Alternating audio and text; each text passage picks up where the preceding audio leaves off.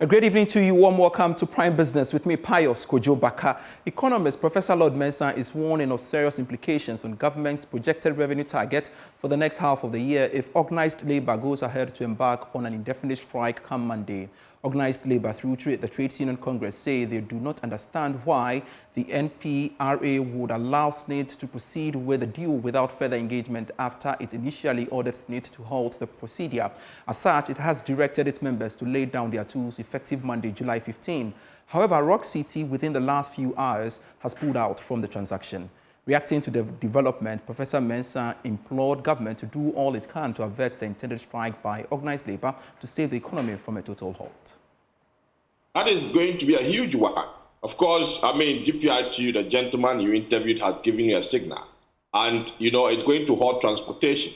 And the economy thrives on, movement, free flow of economic agent. So if, the agent within the economy are not moving, government may be losing some excise tax, on daily basis. And if you quantify, the taxes that are directly and indirectly going to be lost, it's a huge one. And with the current state of the economy, we can't afford to have, labor going on strike because we need production. And without production, what is happening in this economy will be a problem. I think we've had governments that are prepared to sacrifice the state for their own interests. We should note that from the past. Where you even have, SNIT investment managers being sacked to bring in political, related actors to replace, government of the day, to do their bidding, let me put it that way. And when it happens like that, it shows that, yes, of course, government, they don't care about, the country Ghana. All they think about is how to satisfy, their interests. So I won't be surprised they sit aloof for this strike to happen. Mid-year budget review has made projections based on certain performance, economic output. So if you are going to lose taxes, then obviously it will turn up that the projections you've made, obviously in terms of revenue, may not necessarily be a true projection. So yes, we should expect more to happen from now to the election, time. Away from that, government has handed over the 2.8 billion CD emergency support to rural livelihoods and food systems infrastructure projects to beneficiary communities across the country. The ceremony held at Tojenu in the Volta region saw the handover of farm tracks of 33.5 kilometers constructed in different regions, water harvesting schemes, 51 boreholes drilled in different regions, and 47 drying platforms constructed for smallholder farmers. Speaking at the ceremony, Minister for Food and Agriculture, Dr. Brian Champon, disclosed that food processing equipment were also provided for women and youth in the communities, amounting to $1.72 million. More in this report. Government cut short for the commencement of the emergency support to rural livelihoods and food systems infrastructure projects in February 2024. The ESRF project, funded by the Government of Ghana and the International Fund for Agricultural Development, was conceived in response to the challenges posed by the COVID-19 pandemic and climate change. Speaking at the ceremony, Minister for Food and Agriculture, Dr. Brian Champon, said the project aims to safeguard smallholder farmers and vulnerable communities.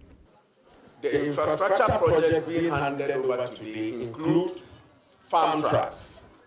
We have constructed 33.5 kilometers of farm tracks in different regions. We are also, thanks to the government and IFAD, constructed 200 hectares water harvesting schemes for smallholder farmers. We have also today and very soon be handing over 51 boreholes in different regions. We have constructed 47 drying platforms for smallholder farmers.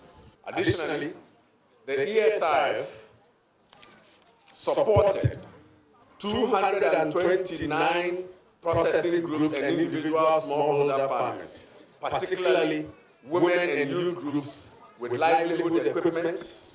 See them here, will be commissioned in a few minutes, and equipment costing $1.7 million.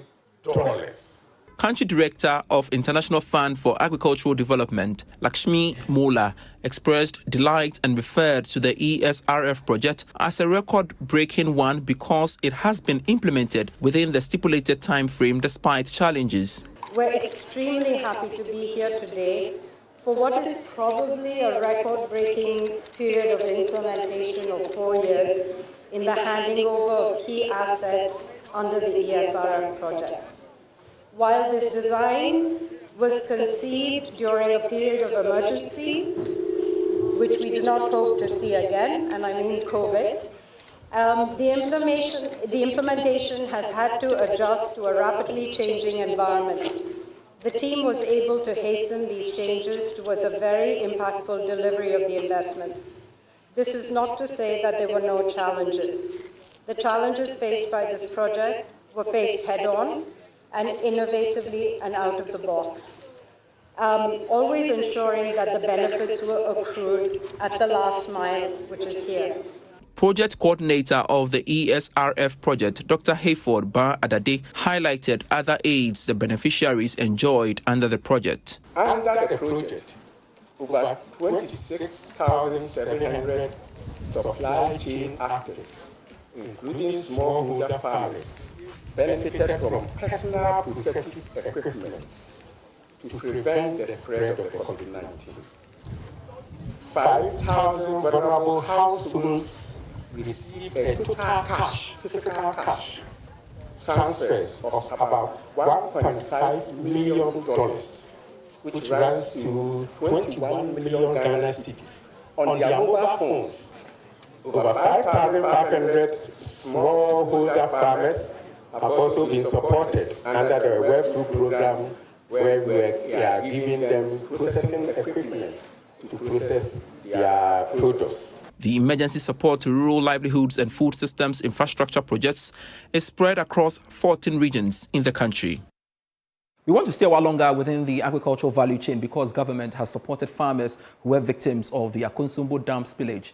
According to the Minister for Food and Agriculture, Dr. Brian Champon, 23,409 farmers were recorded as victims of the spillage, and 13,000 of them have been supplied with 78,000 bags of 50 kg NPK, 26,000 bags of 50 kg urea, 40,354 litres of weedicides and some seed inputs. Now, speaking at the handing over of the emergency support to rural livelihoods and food systems project, Dr. Champon reiterated government's resolve to support all victims of the Akuno Dam spillage.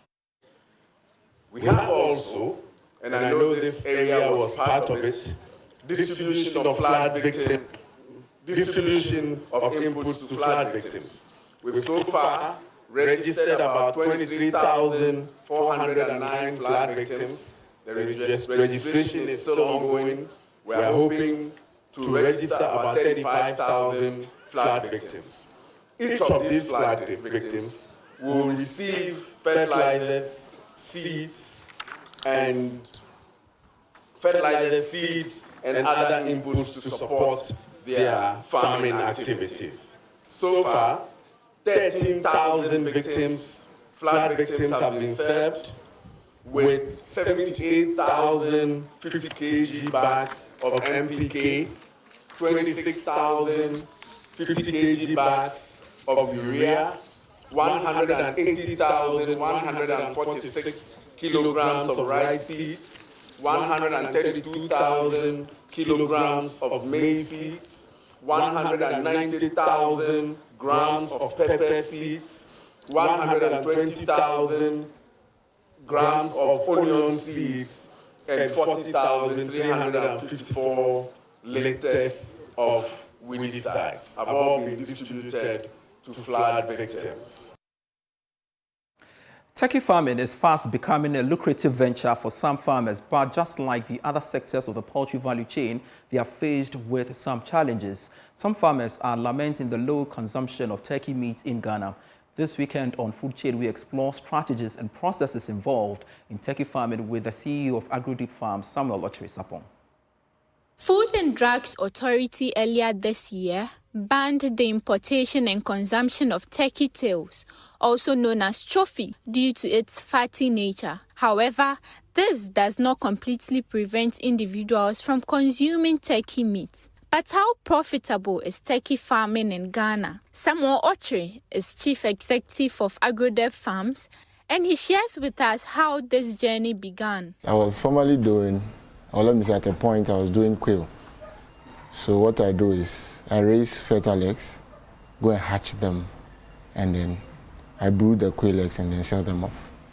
Then there was someone who said that, why not help me hatch my eggs? I mean, take it to your incubator guy for me. So I picked these eggs, took it to the machine. Unfortunately, the eggs performed badly. So out of, I think about 30 or 25 eggs, just one turkey hatched. So he felt like driving all the way to come and take just one bird, then take it. So he gave it to me as a gift. So I raised that one turkey, and by Christmas, it was now matured. He shares that a major challenge associated with rearing turkeys is the disease called paralysis, which affects the animals. I entered turkey farming as a novice. I mean, everyone starts as a novice. And the challenge I realized was paralysis. So I went for my first set of turkeys. And then within about 3 weeks, these guys just break down.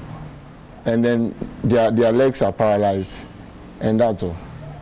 So they will remain that way till they die, or it's like they're not useless. So I realized that their demand for calcium is far more than what the chicken requires. So I had to now look for calcium sources. I eventually settled with dicalcium to increase the calcium content of the feed so that I could have a successful cycle. According to him, despite its associated risk, turkey farming is relatively cheaper compared to chicken. Sometimes the feed depends on how long you are taking the bird. If you are doing the layer cycle, the birds are going to be in your structure for about 2 years. But turkey, you can end the cycle in 5 months. So, I mean, in 5 months, I just end with feed expenses and then I sell them off. He also lamented about the low consumption rate of the meat in Ghana. The turkey business has been a good one. But generally, I think there has to be more in terms of the consumption of turkey meat. I mean, if you compare to chicken, we are eating more chicken than turkey. But on the brooding business and then on the turkey business for meat, I'd say it's been good. Samuel Ochre is Chief Executive of Akuno Dam Farms, and he's been sharing with us the processes related to turkey farming in Ghana. He is calling for increased awareness on the consumption of turkey meat. Full interview will be aired tomorrow, Saturday at 6 p.m. on the Joy News channel. Do make a date. Away from that, the Managing Director of GCB Bank PLC, Kofi Adomako, has asked for support from the government chair in ensuring peace in the Ghana communities. According to Kofi Adomako, a significant portion of the bank's business in the Greater Accra region, thus it needs peace for its outfit to make greater investments in the capital and become more profitable. Here's more. The leadership of GCB Bank PLC paid a courtesy call on the government chair, His Royal Majesty King Takite Kochuru II, at the Ghana Palace in North Kaneshie. Managing Director of GCB Bank PLC, Kofi Adomako, during the visit, petitioned the government chair to foster peace in Accra for greater investments. Your Royal Highness, as you are very much aware, for the bank to thrive, we need a very peaceful and enabling environment. And it is one of the reasons we are here today, to ask for support for peace in our communities so that we can make greater investments, particularly in your area of jurisdiction. Accra, Greater Accra, is a significant portion of the business we do. A real significant portion of the business we do is in Greater Accra. Our profits, most are generated from here. We also contribute significantly through corporate social responsibility. We employ many of people from this origin. And we are asking that we work closely with yourselves to create an enabling environment, a peaceful one, so we can make more investments in the community. On his part, His Royal Majesty King Takite Kochuru II acknowledged that sustaining peace in the Ghana state was imperative for the continuous operation and growth of the bank. Yeah. Okusungbi. Yeah. Ni ameba. Yeah. Ke nibi sang. Yeah. Shidakple wongo kenhame. Yeah. Onsoliake ona mechune. Yeah. Efe okadike ha nuchumo ekonkume. Yeah. Iyo wogan. Yeah. No kwe morning. Yeah. Ni amehu ameyi na kanigbe no pepepe. Yeah. Woke ame wo no ne yawe. Yeah. Ni sana mena amele akeshi kema na etwenjole. Yeah. Eswele amehu amenuchumo a swele. Yeah. Onu obi oji. Yeah. Nye kama ni wakusum bi pe. Yeah. Shi nye ha ni wokenye shinamo. Yeah. Afo jugba. Yeah.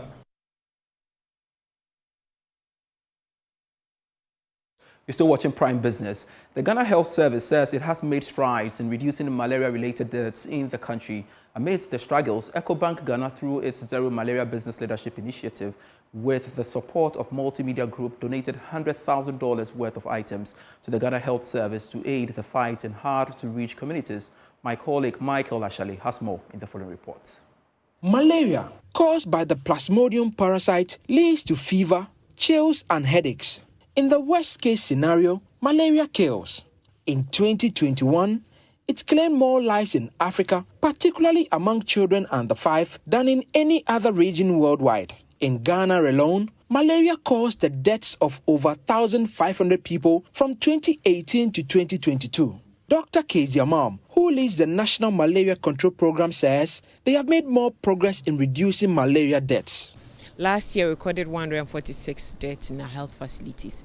That's a great reduction from the thousands in 2012. So we believe that if we continue the efforts, we even heighten it, we should be able to eliminate malaria deaths. Despite these gains, the number of malaria cases in Ghana has been on an upward trajectory for years, rising from 350,000 in 2018 to 438,000 in 2022. So our goal is to eliminate malaria. We have 3 goals. The first one is to make sure that we have near zero malaria deaths. So that is our main goal of stopping malaria deaths. The second death is to bring 21 districts to the elimination point. That's the second goal. And then the third one is to reduce malaria disease by 50%. So we'll still have malaria in 2028, but we don't want to see deaths in 2028.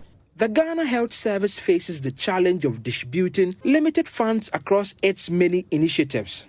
Amidst these struggles, the EcoBank Foundation launched the Zero Malaria Business Leadership Initiative, a beacon of hope in the fight against malaria. Spearheaded in Ghana by EcoBank Ghana, Speak Up Africa, and the Multimedia Group, this initiative aims to rally corporate organizations to join the battle against malaria, providing crucial support where it's needed most. Dr. Daniel Kasati is the head of marketing and communications at EcoBank Ghana. From studies, we have come to know how malaria is affecting everything. It's affecting work, it's affecting schooling, it's affecting general health. And if you see its impact, how devastating the impact is on even the GDP of nations, is so amazing. The initiative is now paying off after strategies were switched. EcoBank started with initial seed capital of 120,000 USD, and we are working through the private sector participants to mobilize some more funds so that it will be sustainable going forward. So we are able to do more things than this. So for now, we have disbursed our 120,000 USD in procuring these 3 line items, the Toyota Hilux vehicle you see here, the digital microscopes, and then the electronic tablets. Dr. Insian Poku is the chairman of the Kina Group. As a champion of the Zero Malaria Business Leadership Initiative in Ghana, he says he will leverage on his wealth of expertise to rope in partners to support the program. We can raise funds to malaria control program to help them to try and eliminate malaria in Ghana. Meanwhile, He says his company is working to develop a bivalent vaccine, which will be up for clinical trials soon. I'm sure by the end of the year, we'll start the clinical trials on that one. It takes about 3 years for the trials to be over. The Ghana Health Service is impressed with the hefty donation. These items donated to us are very good in the sense that it will help fill the gaps that we have in our efforts towards malaria elimination. Sometimes health workers need to do outreach, they need to go to the field to do particular interventions, but we struggle because we don't have adequate transport. We also have gaps in our data collection tools, so the tablets would really help us in filling those gaps. Like other African countries, the coalition of companies in Ghana aims to raise millions of dollars to fight malaria. With the Toyota Hilux, the microscopes and the tablets, it brings the Ghana Health Service and their partners a step closer to eliminating malaria in Ghana. For Joy News, Michael Ashale. And time now for Entrepreneur in You. And during the Entrepreneur in You campus event, we heard that as budding entrepreneurs, it is not advisable to lie to the bank and why we should always take personal responsibility for our enterprise. Dr. Maxwell Ampong has more.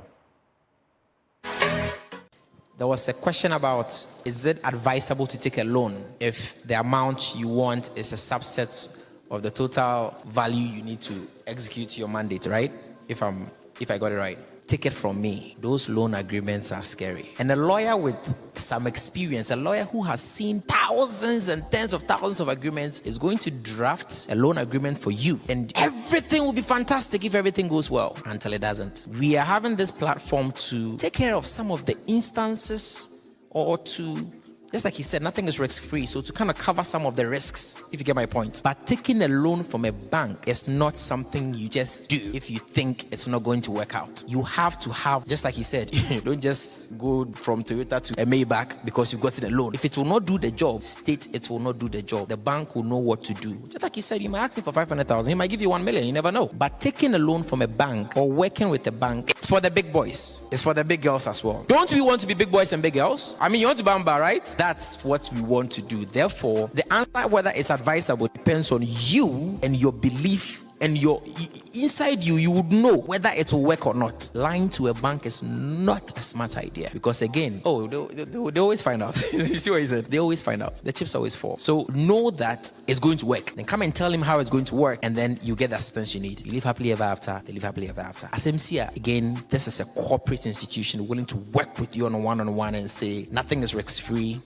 I'll cover this risk for you. Nonetheless, nothing is risk-free. So there's still some risk inside for you, the entrepreneur. So as we are taking this in, as we are taking all the advice on how to work with the bank, how to get ourselves credit, how to get our ideas off the ground, let us also put in our minds, this is what I wanted to say, the notion of personal responsibility. You are personally responsible for your enterprise. Don't do the it might be that. Don't do the might. Don't do the assumption. And I always tell my finance team, the assumptions page is the first thing I look at on the Excel. You go there, you read assumptions. Do all that work. Thank you very much.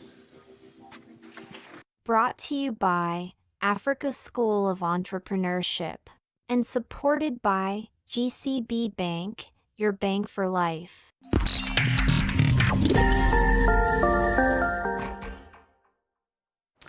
Thanks so much for watching Prime Business. I truly appreciate your time with me, Pius Kojo Baka. For more stories, feel free, you can log on to myjoyonline.com/business. Withdraw LI on cement pricing for further engagement. That's according to Dr. Oteng Jesse. Also on that portal, Doomsor puts Ghana's industries at risk. AGI President calls for certainty.